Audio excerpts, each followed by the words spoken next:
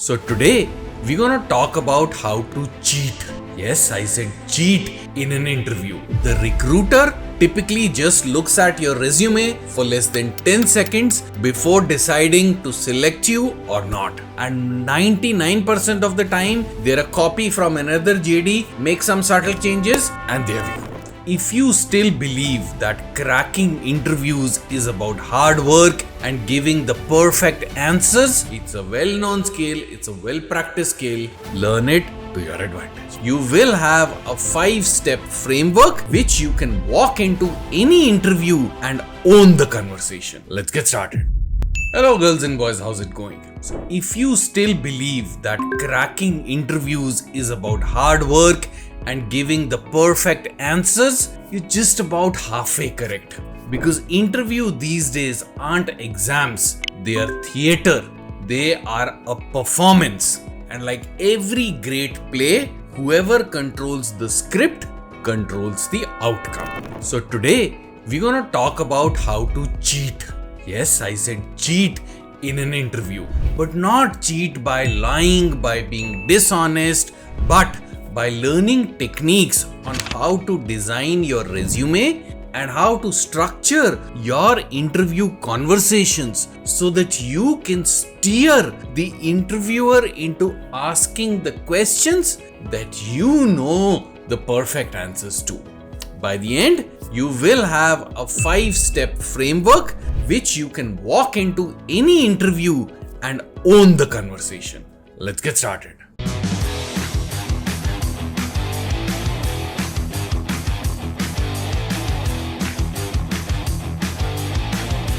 So chapter number 1.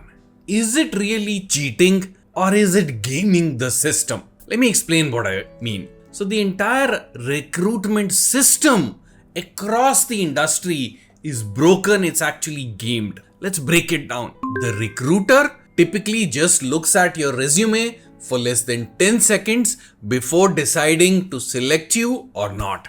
The interviewer taking these interviews is not his or her primary job. They have a day job and then they've been assigned to take these interviews. So it's not in their best interest to spend a lot of time interviewing. Most cases, they will just sit in the interview and as you're answering the first 1 or 2, 3 questions, they're actually reading your resume for the first time. Number 3, the job description. Typically, I have seen in my 20 years in the organization, JDs being filled up in less than 5 minutes. And 99% of the time, they're a copy from another JD, make some subtle changes, and there we go. Interview feedback, even if it is taken in a system, typically takes between 5 and 10 minutes to fill. So not the most diligent thing happening there as well. Even the interviewee, you walk into an interview thinking, all I have to do is prove my skills, answer each technical question perfectly, and they will select me. All of this is such naive thinking. There is so much more that goes from an interview to taking a decision to hiring to actually rolling out the offer to matching the numbers, negotiation. There is so much of mental work that goes up there. Now let's talk about what is gaming the system. Gaming the system that we are talking about is turning all of these into your advantage. We are not talking about faking credentials. We are not talking about lying in the resume. We are not talking about creating projects that you haven't worked about. We are not talking about proving something in an interview that you are not. That is plain dishonesty. That is definitely not what I'm talking about in this interview. I'm talking about teaching you how to structure narratives. So with the goal of the interviewer asking you the questions that you want to ask. And this is nothing new. The politicians do it all the time. They frame the narrative. We've seen bureaucrats do it all the time. The leaders in your organization control the narratives. Now I'm here teaching you how to control that narrative in an interview. It's a well-known skill. It's a well-practiced skill. Learn it to your advantage. Chapter 2. What exactly is this gaming the system? Now, It's a two in a box tactics. Number one is your resume and your conversation as a planting ground for the questions. What do I mean? Use your resume not as a laundry list of things that you have done and your accomplishment, but use it as a planting ground to plant questions in the interviewer's head. Second is a technique called Inception and NLP style, lightweight NLP, which is neuro-linguistic programming. So what do I mean by that? In the interview, I'll teach you how to use subtle NLP and conversation influencing techniques. These techniques are used by negotiators and psychologists to influence the flow of conversations. This is how it typically works in this interview resume setting. So you use your resume and languages to plant anchors in the interviewer's mind. What are anchors? These are words that trigger curiosity and direct an interviewer about specific things that you are a master at. I'll give you an example to explain. In my last role, I led the rollback strategy for multi-region services. What have you done? You have anchored 3 words in the interviewer's mind. Rollback, multi-region, leading. Now the interviewer sees these keywords and asks you questions about this. And boom, you know the answer. Why does this work from an NLP and from a psychology perspective? 3 reasons. Human brain is wired to follow curiosity loops. What does it mean? When you mention something intriguing very early and don't explain it, the brain automatically wants to know what that is and the details of that. And that is what you highlight to an interviewer. Number 2, you shift from reacting to questions to guiding what kind of questions you want coming your way. And number 3, you influence via carefully chosen language. For example, using words like lead, strategy, multi-region, reduce downtime by XX% acts as sort of mental triggers. You're using a very lightweight version of something called NLP anchoring here. What is the result of all of this? You bypass the random question trap. How many times have you gone interview and at the end came back and thinking, yaar, ye to kuch bhi pooch raha tha yaar. This guy was all over the place. Because you did not lead the interview. And the interviewee, probably even because of lack of experience, lack of skill match, was asking everything random and the interview didn't go as well as you expected. This is a short way to make sure that doesn't happen. What will you achieve by doing all of this? Very simple things. Imagine walking out of an interview and saying, hey, the interviewer asked me exactly the answers that I knew.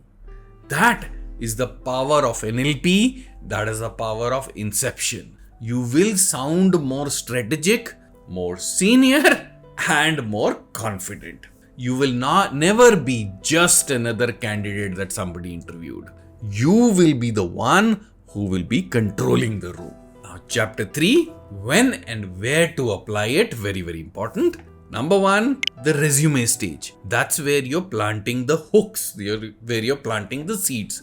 Number 2, greeting phase. How you start the interview, how you answer the first, second question. Very, very important. Because research also states that the interviewer typically makes up the first cut of decision whether to take you or not in the first 5 to 10 minutes. And then number 3, in the conversation phase.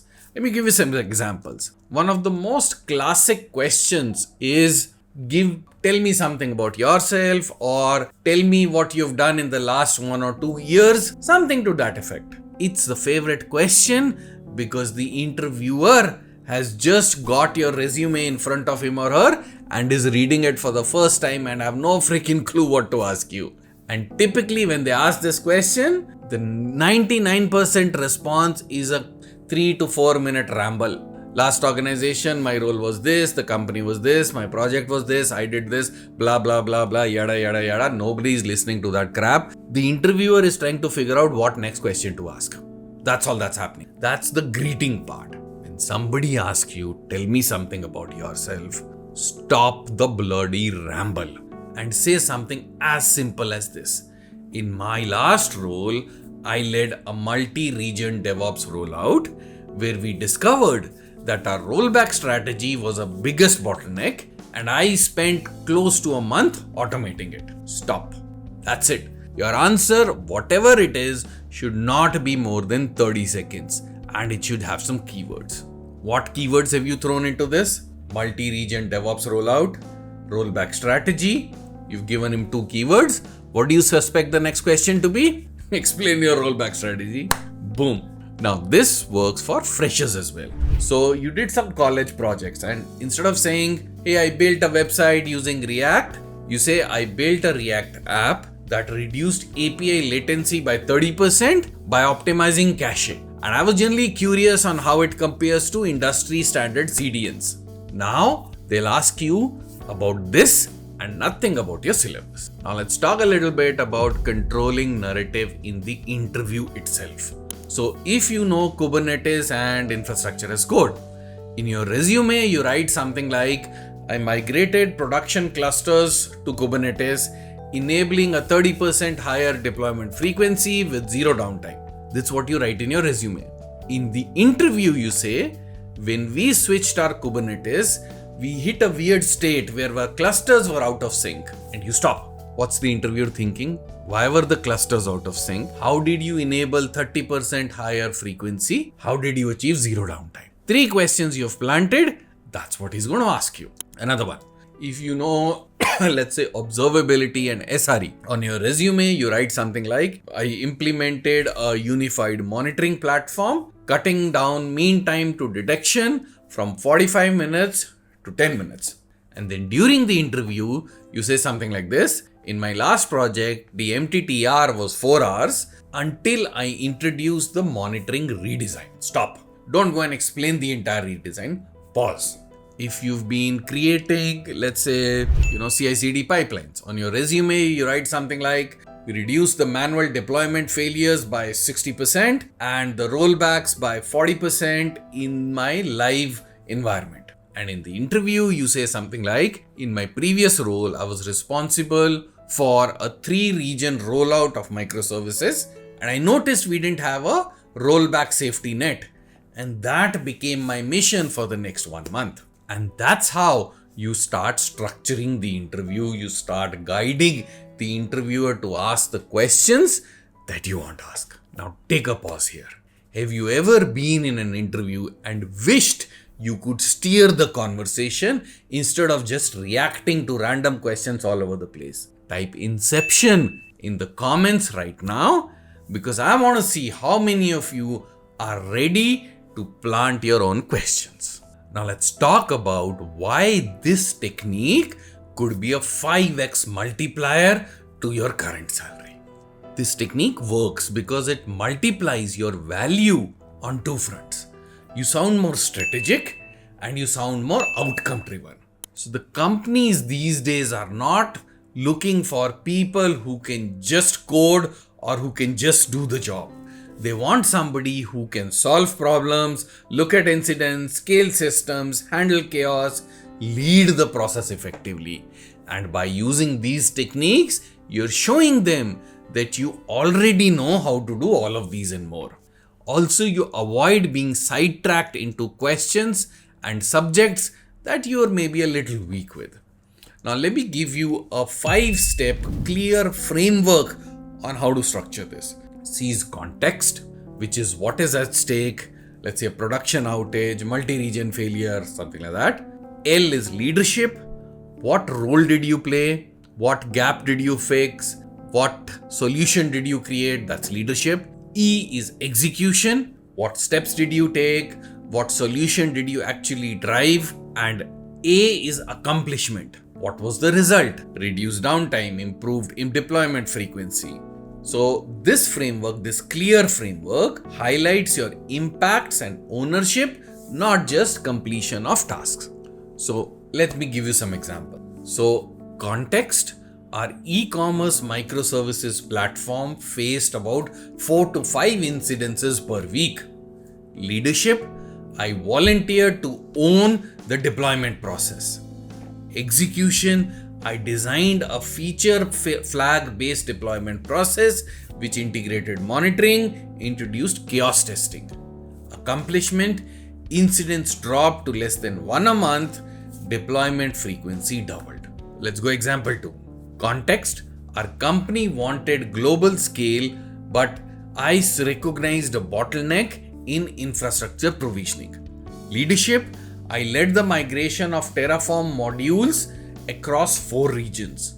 Execution, I created reusable modules, set up infrastructure as code pipelines, and implemented the drift detection.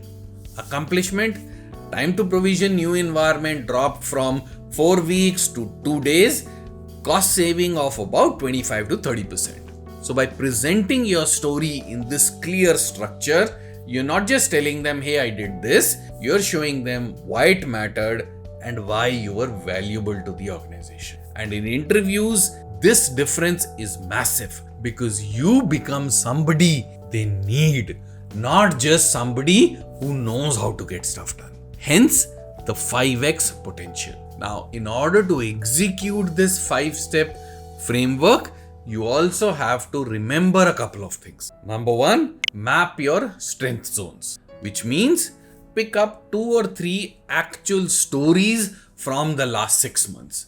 Why last 6 months? Because that is what you remember most.